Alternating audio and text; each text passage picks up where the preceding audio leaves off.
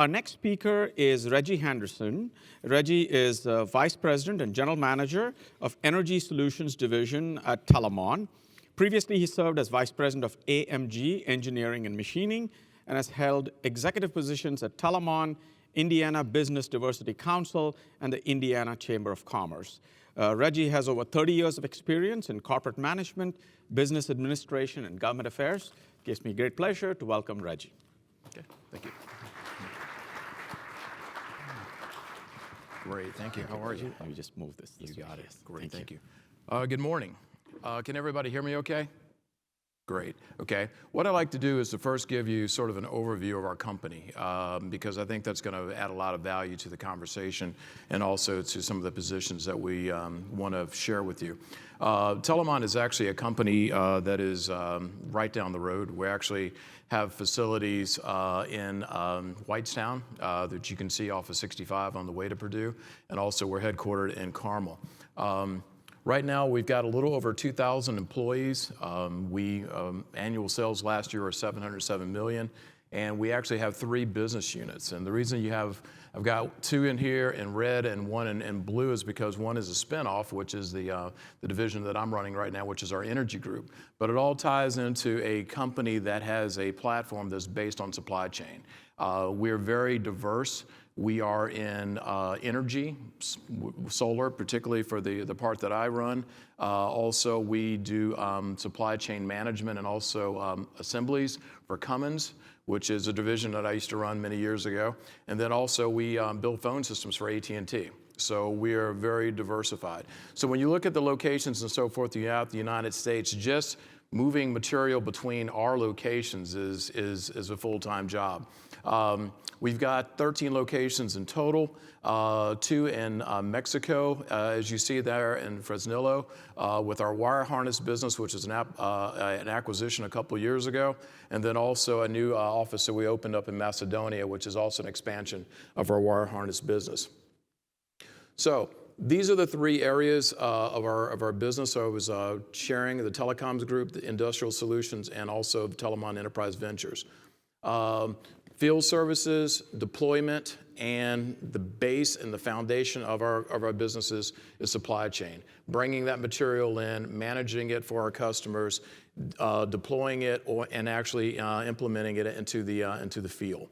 Now, as we take a look at what we do, this is very important because it sort of gives an idea with regards to how much material we move and why supply chain is so important to us, and also why ethics is so important to our business. When we look at just us building a phone system, these are some of the systems we build off of 65. When you look at 1.5 miles of power cables that go into these things, 3.5 miles of Cat 6 cables, and then also just the amount of fiber and of optical pluggables that actually go into it. We bring this material in from a variety of different sources, depending upon whatever system we have to build for AT&T. Whatever we are spec'd to build, we bring in that material, and that can come in from any of these companies here to the right, as far as Cisco components, Dell components, or HP, you name it. It just depends upon what the customer needs. All of that has to come, it has to be integrated. Then we take a look at, for example, our wire harness business. With wire harnesses, for example, we bring in a variety of different of raw components. We actually make a lot of our wire harnesses that all go into airbags and also into steering wheel harnesses and seat belts. So safety. So many of the things regarding ethics that I'm going to be talking about also go back into the fact that we have to look out for the consumer, our customer, and then of course also just our ability to live with ourselves because of the roles and responsibilities that we impart upon ourselves. Looking at the assembly business, which is in industrial solutions, 2,000 components actually are managed that we bring in for integrating into these assemblies. We build a number of assemblies for Cummins as far as actually creating a sub-assembly that goes to the assembly line that they just bolt on We also do a number of kits, as you see down here in the lower left-hand corner, that actually go to distribution and service centers for them to rebuild engines or do repairs. In the middle there is a John Deere filter. We actually build filtration components for John Deere that are going on to Cummins engines, and then even camshafts, as far as building and assembling a camshaft to a timing gear that actually goes into the light-duty Cummins light-duty diesel that is actually sold in the Nissan the Nissan Titan pickup truck. When you look at all of those things, we have a very complex and very sophisticated supply chain. And in that, there are a lot of opportunities to compromise. But compromise is something that cannot be done. It is, you know, one of the speakers before said something about the fact that it's very easy to do the wrong thing, and that's very, very true. In our business, ethics translates into performance and reliability, and more often than not, safety. There's no room for compromise. And in doing that, I want to take a look at two areas here. And these are areas that affect us, and also if you look at many businesses, you're going to fit into one of these two categories. In some cases, you are the end of the road. All of the material that you bring in is actually going to be then sold directly to the consumer. In other cases, you are actually in the middle. And then whatever you're doing with your material is actually going to go outbound, and you're acting as a supplier. Now, with regards to managing suppliers for us, we've got, of those 2,000 components, I would probably say that we are probably managing well over 1,000 suppliers. In many cases, different SKUs, in some cases, just one. But in those cases, we're responsible for the quality, the safety that comes out of the components, and also looking at value versus cost and ethics versus compliance. And looking at value versus cost, let's take a look at that, for example. In many cases, we are directed by our end customers to provide a price. And in some cases, just providing a price is very easy to do if you don't do the legwork and you don't understand exactly what goes into that. And then in some cases, you have to look at the value. So for example, there are instances where you can actually get a very good cost for a product, and it's a very good cost. And if you don't want to look behind the curtain, it's fine, and it's okay. You can maybe sleep good at night. But you also have to look at the total value proposition of that as well. When you're competing for a lot of business, and particularly in the automotive arena, the margins are very, very tight. They're very, very low. The customer is not going to pay but so much more each year for a product, so as a result, you don't make incremental changes. Even if you are a Cummins or a Navistar or a John Deere, you just can't. The market won't allow you to do that. You go down a little bit further into the suppliers, that pressure gets even tougher. So as a result, in some cases, I've seen companies that have actually gone with poor suppliers that in many cases do not make as good a product on a consistent basis, but they're hitting it about 70 or 80% of the time. And as a result, they will take that safe route because they can get a cheaper piece price, but at the end of the day, they open themselves up to exposure with regards to safety and quality if that part gets out to the customer. And in many cases, you've got people that will take that risk. We do not. We can't afford to.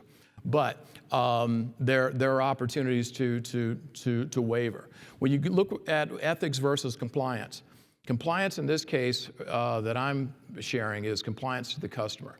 The customer is giving you specs, they're giving you things that they need or that they want with regards to a product.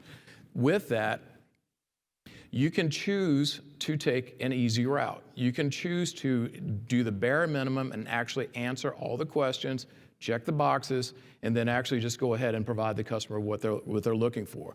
The ethics is the broader question, which actually goes backwards to find out whether or not this is a good deal. Is it a good deal from a long-term perspective, not just from a short-term perspective? Now, Cummins and many other large corporations will give their suppliers a supplier handbook. And that supplier handbook is what you have to impart upon your supplier, just like they've imparted upon you. In some cases, there are holes, and in some cases, dealing with certain customers, they do not require that. They just want the right price. Doing the right thing is actually going to benefit you in the end, and it's actually going to make you a stronger and more profitable company. Looking at the outbound, when a part moves out from us and then it goes out to Cummins, then guess what? We're part of their warranty and liability structure. So as a result, if they have a problem, you better believe we're going to have a big problem when it comes back. Because when we're doing our parts and we send them out and they're actually barcoded, everybody knows exactly where that part came from, and then also with regards to where the fault shall lie. Our responsibilities with regards to being part of the supply chain also deal with productivity, on-time delivery, and parts per million, as far as actually having those compliance with regards to our customer to make sure that we're doing things properly. If we compromise on this end of the chain and actually go with the shoddiness or whatever, it makes our jobs a lot tougher on this side of the equation once that part goes out the door. It can be done, but in many cases, and I work for companies that have taken the shortcut, you will create more headache and more stress for yourselves just trying to do the bare minimum than it would be just to do the right thing. And in some cases, it goes back to pushing back on your customer to educate them on why you can or cannot live within their constraints, because in some cases, they just don't know. You have a strategy that's coming down from the top, and then in some cases, sourcing managers are just told, drive down the price, beat down the price, get those rebates back from your customers. So as a result, those are things that one has to take into account, and you actually do have to stand firm. One thing to also consider too, when you're trying to do all of these right things and be ethical, is that all business is not good business. Just because you have a contract doesn't mean it's a good contract. And in that case, that means maybe you need to go back and renegotiate it as well. The last slide that I want to present here is looking at the impact of regulatory and federal policy on ethics. It's very important and something that oftentimes is not discussed, because a lot of times bad policy pushes and forces people to start making those questionable decisions or asking themselves those questions on things they wouldn't ordinarily ask. When we look at good policy, as a former lobbyist, I look at good policy as policy that is vetted. Policy comes out of the fact that parties are brought in to figure out a solution to make things better. And everybody's not going to win, but hopefully everybody's not going to lose. But as a result, it actually moves things forward. So in that regard, we're looking at setting fair standards across the board, accents the right way to do business, levels the playing field for all players, and that also means looking at the international arena and making sure that U.S. companies can compete with international companies as well, and also holding those standards for international companies that are importing into the United States. May have short-term cost impact, but drives a new and better standard for the long game. Perfect example of that, and I'm sort of going off script here, is actually looking at some of the environmental legislation that has now produced better and cleaner vehicles. And then compliance equals ethics, where you have compliance, good policy, where being on target actually means you're doing the right thing and you're moving in the right direction. Poor policy, which is I'm defining as being unvetted, is when you don't get involved as a supplier or a manufacturer or whomever to actually be involved and actually to share a voice. When you don't do that, even when you do it, in some cases you still get a crappy hand dealt to you. But if you are involved, and there are ways that can actually be can vet it, it moves things in the right direction. But when things are not vetted, you can win and you can lose. In some cases, even bad policy, you look at it and you're like, man, this is really, really horrible. But from a business perspective, it's actually not too bad. Standards may move backwards or whatever, and as a result, you do have the opportunity to make more money. But you may actually be making money in the short term, and you still have to hold on to your ethics as far as looking at the end game. The right choices will benefit your business over the long run. The ball is in your court. Make the right call, even if it's not required. If that is the case, and that is something that is actually adhered to, your company will actually be stronger in the long run, because no matter what happens, even when something bad comes along, it may be around for longer than you want it to, but at some point, the equilibrium point is actually going to come back to a sensible level. And as a result, if you make the wrong call and take the shortcut, you're going to fail as a result of it. Things could make your life easier or more complex, could provide fewer or greater restraints, may tempt one to take shortcuts to do the wrong thing for the short-term gain. At the end of the day, with regards to business, and particularly for working with good customers, and not all customers are good, and as I said before, not all business is good. In some cases, you have to fire your customer, because in some cases you may or may not be in positions that you are comfortable with as a company or that are the right calls to make. And in those cases, what you do is you make strategic decisions. But with that, though, as far as ethics are concerned with supply chain, every company has a choice.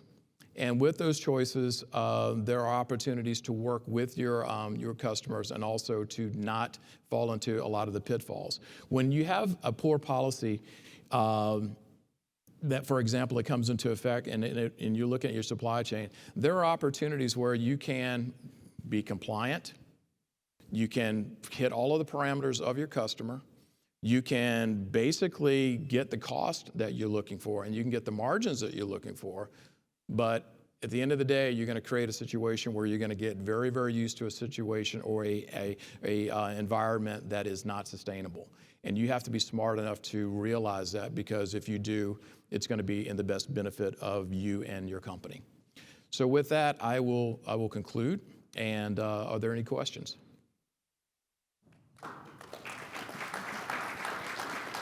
Oops.